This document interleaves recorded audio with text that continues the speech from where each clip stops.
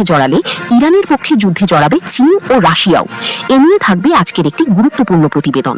তবে কি ইরানের বিরুদ্ধে যুক্তরাষ্ট্রের সকল পরিকল্পনা ব্যর্থ হওয়ার পর এবার নতুন পরিকল্পনা নিয়ে মাঠে নামছে ট্রাম্প প্রশাসন? সাম্প্রতিক যুক্তরাষ্ট্র ও ইরানের মাঝে হামলা পাল্টা হামলার পর এবার সামনে আসলো যুক্তরাষ্ট্রের নতুন পরিকল্পনা, আর এর পরপরই তৈরি হয় নানা জল্পনা কল্পনা।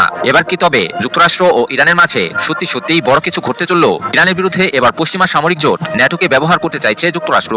এমনকি তুরস্কে অনুষ্ঠিত ন্যাটোর শীর্ষ সম্মেলন থেকেই ইরানের বিরুদ্ধে হুঙ্কারও তুলেছে পশ্চিমা সামরিক জোটটি। তবে কি ন্যাটোকে নিয়েই ইরানের বিরুদ্ধে এবার নতুন চক্রান্ত করছে যুক্তরাষ্ট্র? সম্প্রতি তুরস্কের আঙ্কারায় মার্কিন প্রেসিডেন্ট ডোনাল্ড ট্রাম্প সহ ন্যাটোর 32টি সদস্য দেশের নেতাদের উপস্থিতিতে ন্যাটোর 36তম সম্মেলন অনুষ্ঠিত হয়। সম্মেলন থেকে ইরানের সাথে যুদ্ধবিরতি শেষ করার কথা জানান মার্কিন প্রেসিডেন্ট। এমনকি উক্ত সম্মেলন থেকেই ইরানের বিরুদ্ধে হুঙ্কারও তুলতে শোনা যায় ন্যাটো নেতাদের। কাতার ভিত্তিক সংবাদ মাধ্যম আল জাজিরা এক প্রতিবেদনে তুলে ধরে এই খবর। এদিকে মার্কিন ঘাঁটিতে ইরানি মিসাইল ঝড়, জাহান্নামের আগুনে পড়ছে মির্জাফররা। কাতার, বাহরাইন, কুয়েতের ধনীদের সাজানো বাগান তছনছ।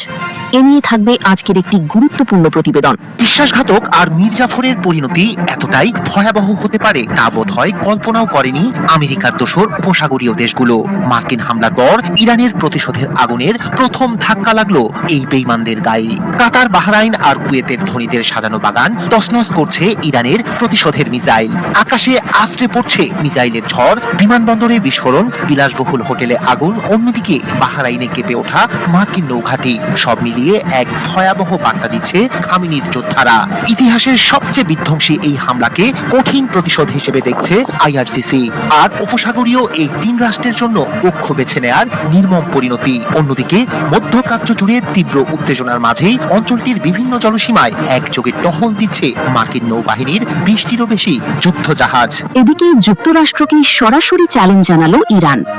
মার্কিন বাহিনীর জন্য ইরানের উপকূলীয় এলাকা দোজক হয়ে উঠবে। এ নিয়ে থাকবে আজকের একটি গুরুত্বপূর্ণ প্রতিবেদন। ইরানের উপকূলে পা রাখলেই দোজক দেখবে যুক্তরাষ্ট্র। মধ্যপ্রাচ্যে উত্তেজনা কমার কোনো লক্ষণ নেই, বরং প্রতিদিনই যুক্ত হচ্ছে নতুন নতুন হুমকি আর পাল্টা হুঁশিয়ারি। এবার সরাসরি যুক্তরাষ্ট্রকে প্রকাশ্য চ্যালেঞ্জ ছুড়ে দিল ইরানের সেনাবাহিনী। তেহরানের স্পষ্ট বার্তা, ইরানের উপকূলে বিদেশি সেনা নামানোর চেষ্টা করা হলে সেই সৈকতই আগ্রাসীদের জন্য দোজকে পরিণত হবে। শুধু তাই নয়, যুক্তরাষ্ট্রকে উদ্দেশ্য করে দেওয়া হয়েছে এক খোলামেলা চ্যালেঞ্জ, সাহস থাকলে এসো। তাহলে কি নতুন কোনো সামরিক অভিযানের আশঙ্কা দেখছে ইরান, নাকি এটি সম্ভাব্য যুদ্ধের আগাম সতর্কবার্তা? এদিকে আঘাত হানলে আপনারাও আক্রান্ত হবেন, যুক্তরাষ্ট্রকে গালিবাপের করা হুঁশিয়ারি।